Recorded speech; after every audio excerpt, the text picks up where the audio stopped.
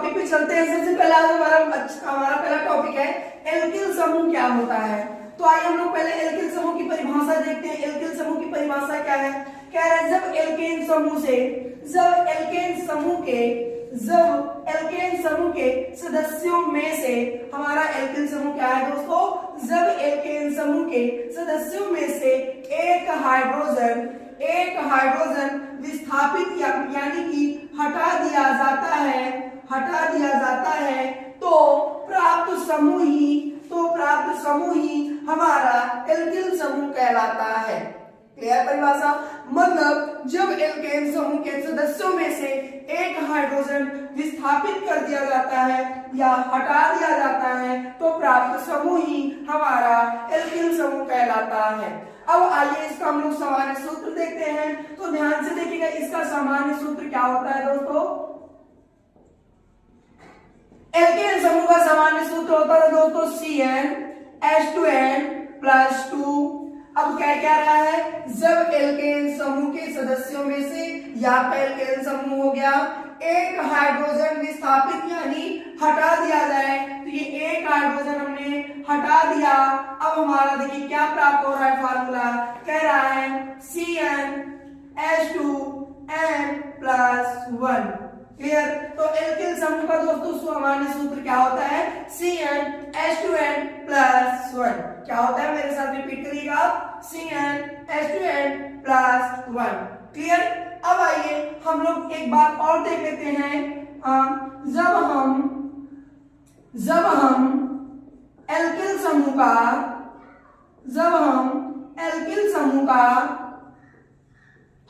नामकरण करते हैं, जब हम लोग एल्किल समूह का नामकरण करते हैं तो इनके इल जोड़ देते हैं।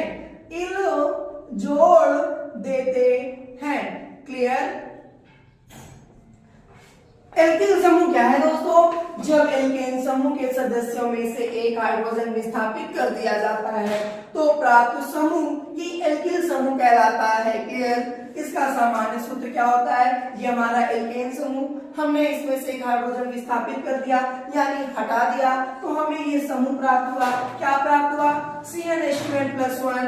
अब ये जो हमारा है, ये हमारा एल्किल समूह का सामान्य सूत्र है। एल्किल समूह का सामान्य सूत्र है। अब देखो कह रहा है जब हम एल्किल समूह का नामकरण करते हैं तो इसके नाम के अंत में क्या जोड़ देते हैं? इल जोड़ देते हैं। आप यहाँ पे ये भी लिख सकते हैं, जब नामकरण करते हैं तो मूलाक्षर के अंत में इल जोड़ देते हैं। तो आइए दोस्तों अब हम इनके सदस्यों के बारे में चर्चा करते हैं। एल्किल समूह को एक पॉइंट और नोट में लिख लीजिए। एल्किल समूह को हम लोग R से प्रदर्शित करते हैं। किससे प्रदर्शित करते हैं? R से प्रदर्शित करते हैं। एल्किल समूह को किससे प्रदर्शित करते हैं? तो एल्किल समूह को R से प्रदर्शित करते हैं। क्लियर? अब आइए हम लोग देखते हैं सामान्य सूत्र और सदस्य का नाम क्या बनता है और संरचना क्या बनती है। तो सामान्य सूत्र दोस्तों हमारा क्या था? CnH2n+1 है। क्लियर? इसके पहले वाले लेक्चर में हमने बताया था C क्या है, N क्या है, H क्या है, N क्या है। फिर से आइए सुन लेते हैं। C जो है आपकी कार्बन की संख्या बताता है, N क्या है आपकी नेचुरल नंबर, काउंटिंग नंबर जो आपकी 1 से स्टार्ट होती है, और H जो है हमारा हाइड्रोजन की संख्या को बताता है। 1 से स्टार्ट करते हैं, N = 1 करेंगे तो हमारा C1H2 × 1 + 1 यानी क्या मिलेगा आपको? CH3 ये आपका इसका पहला सदस्य है। अगर आप परिभाषा से देखेंगे तो परिभाषा से भी बता दीजिए आपका एल्केन का पहला सदस्य क्या था दोस्तों? पहला सदस्य एल्केन का क्या था? आपका मीथेन था। और जब हम लोग मीथेन से एक हाइड्रोजन रिमूव कर देंगे तो आपका यही समूह प्राप्त होगा। और इसमें एक की कमी है तो इस कमी को हम एक बॉन्ड के जरिए से शो करते हैं। आइए इस सदस्य का नाम क्या है तो नाम देखते हैं। एक कार्बन सिंगल बॉन्ड की जगह आपका जो पहले से शो कर रहा था कमी को, उसको हमने शो कर दिया। अब आपके पास 3 हाइड्रोजन है, आप 3 हाइड्रोजन इसके तीनों तरफ ऐड कर दीजिए। क्लियर? अब इसका दूसरा सदस्य क्या है? आइए हम लोग इसके दूसरे सदस्य की बात करते हैं। तो दूसरा सदस्य हमारा हो जाएगा C2H2 into 2 plus 1। क्लियर? तो क्या बनेगा आपका फार्मूला? C2H5 हो जाएगा। अगर अब इसके नाम की बात करें, इस सदस्य के नाम की बात करें कि इसका नाम क्या है, तो ध्यान से देखिएगा। कार्बन कितना है? 2। 2 को हम लोग क्या बोलते हैं? एथ बोलते हैं। और प्लस इसके नाम के अंत में इल ऐड करते हैं, तो एथ में इल ऐड करेंगे तो क्या बन जाएगा? एथिल। क्या बन जाएगा? एथिल। क्लियर? एथ में इल ऐड करेंगे तो क्या बन जाएगा? एथिल। यानी इसके दूसरे सदस्य का नाम क्या हो गया दोस्तों? एथिल। इसकी संरचना की बात करें तो कार्बन कितने हैं? 2 कार्बन। इसकी संरचना मैं इधर बना रहा हूं। Carbon 2, 1 carbon 2 carbon. पहला सिंगल बॉन्ड के जरिए हमें शो करना है क्योंकि इसमें एक की कमी है।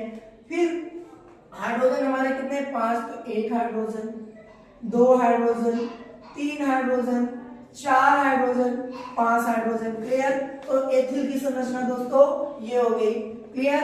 अब आपका इसी तरह अगर यहाँ पे तीसरा हम देखेंगे C3H 3 2 6 1 7 C3H7, इसका नाम क्या हो जाएगा दोस्तों? प्रोपिल। इसका क्या हो जाएगा? प्रोपिल। क्यों? कार्बन 3, प्रोप में इल जोड़ो, क्या बन जाएगा? प्रोपिल। अब अगर इसके चौथे सदस्य की बात की जाए तो चौथा सदस्य आपका है C4 4 2 8 9 H9। इसका क्या हो जाएगा? कार्बन कितने? 4। 4 हम लोग बोलते हैं ब्यूट। ब्यूट में इल जोड़ो, बन जाएगा ब्यूटिल। इसी तरह 5वां जाएंगे तो पेंटिल, 6वें पे हेक्सिल, 7वें पे हेटिल। इसी तरह आपका जितने भी हो जाएंगे, आप बनाना चाहें तो बना सकते हैं। अब दोस्तों हमारा नेक्स्ट टॉपिक क्या है? एल्कीन है। एल्कीन क्या होता है? तो आइए इसकी परिभाषा देखते हैं। ऐसे हाइड्रोकार्बन, एल्कीन की परिभाषा क्या है? हाइड्रोकार्बन जिनमें कार्बन कार्बन के बीच में, ऐसे हाइड्रोकार्बन जिनमें कार्बन कार्बन के बीच में द्विबंध पाया जाए। ऐसा बंध पाया जाए? द्विबंध पाया जाए। मतलब कार्बन कार्बन के बीच में कहीं आपको ऐसा बंध दिख जाए तो उसे एल्कीन कहते हैं। समझ में आई परिभाषा? परिभाषा क्या कहती है? ऐसे हाइड्रोकार्बन जिनमें कार्बन कार्बन के बीच में द्विबंध पाया जाए उसे एल्कीन कहते हैं। एल्कीन क्या है? जहां पे कार्बन कार्बन के बीच में आपको डबल बॉन्ड दिख जाएगा वो आपका क्या है दोस्तों? एल्कीन है। सामान्य सूत्र क्या होता है दोस्तों? इसका सामान्य सूत्र होता है CnH2n। क्या होता है? CnH2n। C क्या है? कार्बन की संख्या, H क्या है? हाइड्रोजन की संख्या, N क्या है? आपका काउंटिंग नंबर। क्लियर? और अगला पॉइंट हमारा कह रहा है एल्कीन एक असंतृप्त हाइड्रोकार्बन है। कैसा? असंतृप्त हाइड्रोकार्बन। संतृप्त और असंतृप्त हाइड्रोकार्बन मैंने आपको समझाया था। अब उसके बाद कह रहा है इनके नामकरण में, जब इनका हम नामकरण करते हैं, एल्कीन समूह का जब हम नामकरण करते हैं तो इनके नाम में मूलाक्षर के अंत में ईन जोड़ देते हैं। क्या जोड़ देते हैं? ईन जोड़ देते हैं। अब आइए इनके सदस्यों की हम नाम सूत्र देखते हैं, नाम देखते हैं और संरचना देखते हैं। तो ध्यान हम लिखते हैं सूत्र। यहाँ हम लोग क्या लिखते हैं? सूत्र लिखते हैं। ठीक है? यहाँ पे हम लोग क्या करेंगे दोस्तों? नामकरण करेंगे। क्या करेंगे? नामकरण करेंगे। और यहाँ पे हम लोग क्या करेंगे दोस्तों? यहाँ पे हम लोग संरचना बनाएंगे। क्या बनाएंगे? संरचना बनाएंगे। तो आइए स्टार्ट करते हैं। इसका सामान्य सूत्र क्या होता है दोस्तों? CnH2n होता है। क्लियर? इसका नामकरण और संरचना ध्यान से देखिएगा। आइए स्टार्ट करते हैं। सबसे पहले हम n से स्टार्ट करते हैं। n = 1। n = क्या रखते हैं? 1 रखते हैं। तो हमें क्या मिलता है? C1H2। C1H2। अब इसका नामकरण करेंगे। कार्बन 1 है तो मेथ प्लस ईन क्या बन जाएगा? मेथीन। क्या बनेगा दोस्तों? मेथीन। अब इसकी संरचना की बात की जाए तो 1 कार्बन 2 हाइड्रोजन। यहाँ पे आपको कहीं भी डबल बॉन्ड दिखा नहीं दिखा? क्या इसमें कार्बन की वैलेंसी भी कंप्लीट है? नहीं कंप्लीट। तो दोस्तों इसका पहला सदस्य मेथीन नहीं होता है। इसका पहला सदस्य मेथीन नहीं होता है। इसका पहला सदस्य मेथीन क्यों नहीं होता है? इसका पहला कारण क्योंकि इसमें आपको परिभाषा कह रही है ऐसे हाइड्रोकार्बन कार्बन जिनमें कार्बन कार्बन के बीच में डबल बॉन्ड दिखे, मेथीन है। लेकिन क्या इसमें आपको कहीं भी डबल बॉन्ड दिखा? नहीं दिखा। तो पहला रीजन क्लियर। दूसरा अगर आप बात करें तो इसमें जो कार्बन है इसकी वैलेंसी भी नहीं कंप्लीट, मतलब इसकी संयोजकता भी नहीं कंप्लीट है।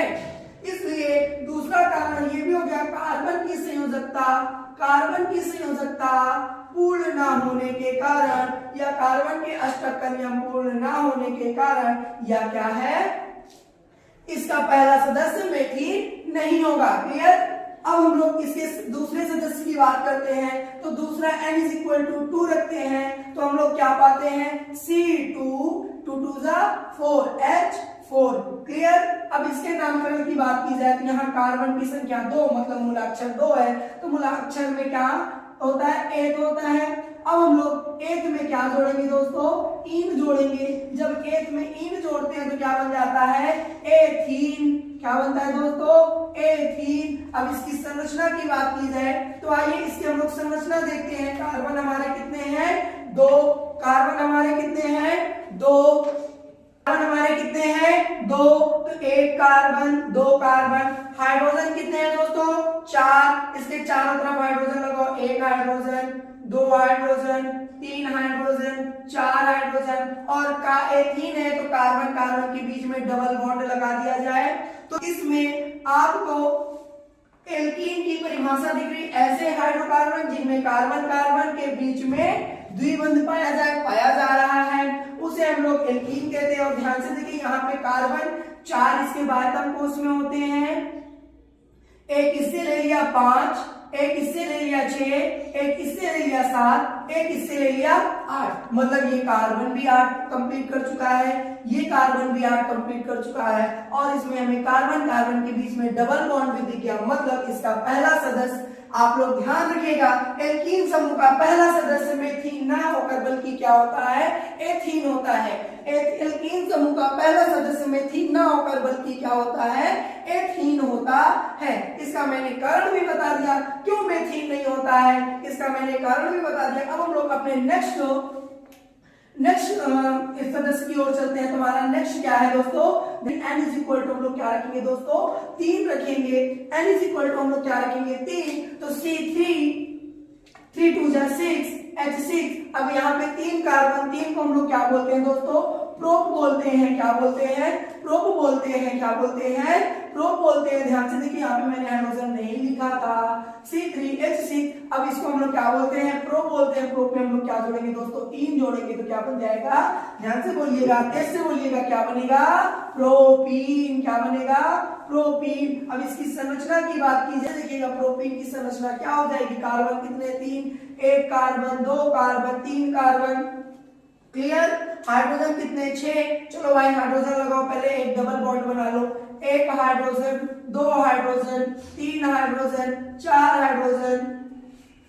अब देखिए यहाँ पे इसका 5 हो गया तो ये हाइड्रोजन यहाँ पे नहीं बल्कि इसके साथ लगेगा, 5 हाइड्रोजन, 1 2 3 4 हो गया, 5 हो गया और ये 6 बन गया। क्लियर। संरचना समझ में आई। सबसे पहले हमें क्या बनाना है, जितने आपको ये कार्बन, पहले हमारे कितने कार्बन थे, 3 कार्बन, तो हमने तीनों कार्बन बना दिए। उसके बाद हमारे हाइड्रोजन कितने थे, 6। हमने सबको हाइड्रोजन दे दिया, 1 हाइड्रोजन 2 हाइड्रोजन 3 4 5 6। और हमारा एल्कीन बता रहा है, एल्कीन समूह का हमें कम से कम 2 कार्बन के बीच में एक डबल बॉन्ड बनाना जरूरी है। देखिए ये कार्बन कार्बन के बीच में हमने एक डबल बॉन्ड बना दिया और हमने हाइड्रोजन सबको डिस्ट्रीब्यूट कर दिया। संरचना समझ में आ गई। अब ध्यान से सुनिएगा, जब हमारा 3 से हो जाता है, 3 के आगे हम लोग जाते हैं। अब आइए हम लोग चौथे पे चलते हैं। चौथा हमारा क्या है, n इज इक्वल टू 4 रखेंगे। n इज इक्वल टू 4 रखेंगे तो हमारा 4 2 8 यानी C4H8 आ जाएगा। इसके नामकरण की बात की जाए तो 4 को हम लोग बोलते हैं दोस्तों ब्यूट बोलते हैं, और ब्यूट में हम लोग इन जोड़ेंगे तो बन जाएगा, क्या बन जाएगा, ध्यान से सुनिएगा, इसका नाम बन जाएगा ब्यूटीन। क्या बनेगा, ब्यूटीन। अब इसकी संरचना की बात की जाए तो इसकी संरचना हम यहाँ पे बनाएंगे। 4 1 carbon 2 carbon 3 carbon 4 carbon. Clear. अब एल्कीन है तो हमें कहीं ना कहीं कार्बन कार्बन के बीच में एक डबल बॉन्ड लगाना जरूरी है। क्लियर, हमने लगा दिया। उसके बाद हमारे हाइड्रोजन कितने 8, चलो भाई इसको 2 हाइड्रोजन, 1 हाइड्रोजन, 2 हाइड्रोजन, देखिए 3, इसके पास 4 था, 5 6 7 8 कंप्लीट, इसके पास 1 हाइड्रोजन। क्लियर, देखिएगा 1 2 3 और 4 कंप्लीट हो गया। अब हाइड्रोजन और है हमारे पास 1 hydrogen, 2 hydrogen, 3 hydrogen, 4 hydrogen, 5 hydrogen. अब काउंटिंग करिए पूरा, 1 हाइड्रोजन, 2 3 4 5 6 7 8 हाइड्रोजन है। कार्बन देखिए 1 2 3 4 कार्बन है, और कार्बन के बीच में कहीं ना कहीं हमें डबल बॉन्ड दिख रहा है, मतलब ये एल्कीन समूह का सदस्य है। और अगर हमारा 3 से ज्यादा जाता है दोस्तों, 3 से ज्यादा जाता है तो हम यहाँ पे N लगा देते हैं, एन ब्यूटीन बोलते हैं। एन ब्यूटीन क्यों बोलते हैं? क्योंकि हमारा अगर हम इस डबल बॉन्ड को यहाँ पे ना बल्कि यहाँ पे लगा देते हैं और इस हाइड्रोजन को इधर दे देते हैं, तो ध्यान से सुनिएगा दोस्तों, इसका नाम भी बदल जाता है। अब इसको हम लोग बोलेंगे ब्यूटीन। इसका हम लोग ना क्या नाम बोलेंगे दोस्तों? ब्यूटीन 2। मतलब हमें दूसरे नंबर के कार्बन पे डबल बॉन्ड लगाना है। क्लियर। अब इसी तरह आप लोग 5 6 7 8 9 जितने भी बनाना चाहे बना लीजिएगा। अगर कोई दिक्कत आती है तो हमारे कमेंट बॉक्स में आप हमसे क्वेश्चन भी पूछ सकते हैं। अब हम लोग अपने नेक्स्ट टॉपिक पे चलेंगे। हमारा जो नेक्स्ट टॉपिक क्या है दोस्तों? एल्काइन है। क्या है? एल्काइन। अब हम लोग एल्काइन पे आइए देखते हैं। तो नेक्स्ट टॉपिक हमारा क्या है? एल्काइन है। तो आइए हम लोग एल्काइन की परिभाषा देखते हैं। एल्काइन क्या होता है? ऐसे हाइड्रोकार्बन, क्या कह रहा है? ऐसे हाइड्रोकार्बन जिनमें कार्बन कार्बन के बीच में त्रिबंध पाया जाए। कितने बंध पाया जाए? 3। यानी कि कार्बन कार्बन के बीच में जहां पे हमें 3 बंध दिख जाएगा उसे हम लोग क्या बोलेंगे दोस्तों? एल्काइन बोलेंगे। परिभाषा क्या कह रही है फिर से समझिएगा। ऐसे हाइड्रोकार्बन जिनमें कार्बन कार्बन के बीच में यानी कार्बन कार्बन के बीच में 3 बंध पाया जाता है उसे हम लोग एल्काइन कहते हैं। दूसरा हमारा है दोस्तों एल्काइन का सामान्य सूत्र क्या है? इसका सामान्य सूत्र क्या होता है दोस्तों? CnH2n-2 होता है। क्या होता है? CnH2n-2 होता है। तीसरी बात की जाए तो यह एक असंतृप्त हाइड्रोकार्बन है। मैंने आपको संतृप्त और असंतृप्त पहले लेक्चर में समझा दिया है। अब इसके बाद कह रहा है इनके नामकरण में मूलाक्षर के अंत में आयन जोड़ देते हैं। क्या जोड़ देते हैं दोस्तों? आयन जोड़ देते हैं। तो अब आइए हम इनके सदस्यों का नाम और संरचना देखते हैं। क्लियर। हम आपको सिर्फ 3 ही सदस्यों की संरचना और नाम बताएंगे, बाकी इसके आगे आप बनाएंगे। कोई दिक्कत होगी तो आप कमेंट बॉक्स में हमसे पूछ सकते हैं। 3 भाग में डिवाइड कर देते हैं। हमें कितने बनाने हैं? 3 ही बनाने हैं, बाकी आपको बनाने हैं। तो सबसे पहले यहाँ पे हम लिखते हैं सामान्य सूत्र। इनका क्या होता है? सामान्य सूत्र क्या होता है? नामकरण क्या होता है? और इनकी संरचना कैसी होगी? आइए इन्हीं सब चीजों को हम लोग देखते हैं। तो इसका सामान्य सूत्र मैंने बताया CnH2n-2 होता है। तो सबसे पहले n इज इक्वल टू, दोस्तों हम लोग 1 स्टार्ट करते हैं। n is equal to 1 start करते हैं तो क्या हो रहा है? C1H2 into 1 मतलब 2 × 2 - 2 H0 आ रहा है। तो ध्यान से देखिए इसमें हाइड्रोजन है ही नहीं, तो क्या ये हाइड्रोकार्बन होगा? नहीं होगा ना। यहाँ पे आपको कहीं कार्बन कार्बन के बीच में ट्रिपल बॉन्ड दिख रहा है? नहीं दिख रहा। यानी कि इसका पहला सदस्य मेथाइन नहीं होता है। क्लियर। आपको क्या, अगर आपसे पूछा जाए कि एल्काइन का पहला सदस्य मेथाइन होता है तो आपका उत्तर क्या होगा दोस्तों? नहीं होता है। क्यों नहीं होता? क्योंकि पहले सदस्य जब हम n=1 रखते हैं तो हाइड्रोजन का अस्तित्व ही नहीं रहता, हाइड्रोजन रहता ही नहीं। हाइड्रोजन समाप्त ही हो जाता है, संख्या उसकी समाप्त ही हो जाती है और हमें कार्बन कार्बन के बीच में कहीं डबल बॉन्ड भी देखने को नहीं मिलता। इसलिए आपका पहला सदस्य मेथाइन नहीं होता है। अब आइए हम लोग अपने दूसरे सदस्य की तरफ चलते हैं। n=2 रखते हैं तो C2 2 2 4 -2 यानी C2H2 होता है। अब इसमें कितने कार्बन है? यहाँ पे कार्बन कितने हैं? दो कार्बन को हम लोग बोलते हैं एथ, क्या बोलते हैं दोस्तों, एथ। और यहाँ पे आपका एल्काइल सदस्य है तो इसमें हम लोग क्या जोड़ेंगे, आइन जोड़ेंगे। जब एथ में आइन जोड़ते हैं तो बन जाता है एथाइन। क्या बनता है दोस्तों, एथाइन। अब इसकी संरचना की बात की जाए तो कार्बन, कितने कार्बन है, दो कार्बन, एक कार्बन, दो कार्बन हो गया। और एल्काइन हम लोग पढ़ रहे हैं तो हम लोगों को कार्बन कार्बन के बीच में 3 बॉन्ड रखना जरूरी है, रख दिया हमने। उसके बाद हाइड्रोजन आपके दो हैं, ये हमने हाइड्रोजन लगा दिया, ये हमने हाइड्रोजन लगा दिया। अब ध्यान से देखिए क्या कार्बन की वैलेंसी कंप्लीट है, तो ध्यान से देखिए आप, कार्बन के पास 4 होता है, 1 2 3 4, क्लियर। और इसमें एक हाइड्रोजन से ले लिया 5, इसमें एक कार्बन से, इस कार्बन से ले लिया 6 7 8, कंप्लीट हो गया, क्लियर। और अगर कुछ की बात की जाए, तीसरा नहीं दूसरा बात की जाए, क्योंकि ये पहला आपका है ही नहीं तो इसका पहला सदस्य एथाइन हो गया। अब इसके दूसरे सदस्य की बात की जाए तो हो जाएगा C3, 3 2 जा 6 - 2 यानी C3H4 हो जाएगा। और इसमें नंबर कितने हैं आपके, मूलाक्षर में 3 है तो हो जाएगा प्रो, क्या हो जाएगा दोस्तों, प्रो। और प्रो में हमें आइन जोड़ना है, क्या जोड़ना है, आइन। तो ये बन जाएगा, क्या बनेगा, प्रोपाइन। क्या बनेगा दोस्तों, प्रोपाइन। अगर इसकी संरचना की बात की जाए, हमारे पास कितने carbon, 3 carbon, 1 carbon, 2 carbon, 3 carbon. अब हमें एक एल्काइन हम पढ़ना है तो कार्बन कार्बन के बीच में हमें 3 बॉन्ड लगाना है, तो हमने 3 बॉन्ड लगा दिया, क्लियर। अब उसके बाद हाइड्रोजन, 1 हाइड्रोजन, 2 हाइड्रोजन और 3 हाइड्रोजन, 4 हाइड्रोजन, क्लियर। इसकी संरचना भी हमने बना दी है। अब आपको n = 4, n = 5, n = 6, n = 7 रखना है और इनकी संरचना बनानी है। आपको नामकरण करना है। अगर कोई दिक्कत हो तो आप हमसे कमेंट बॉक्स में हमसे पूछ सकते हैं। अब हम लोग अपने नेक्स्ट वीडियो में मिलते हैं। नेक्स्ट वीडियो में हम लोग अपने क्रियात्मक समूह के बारे में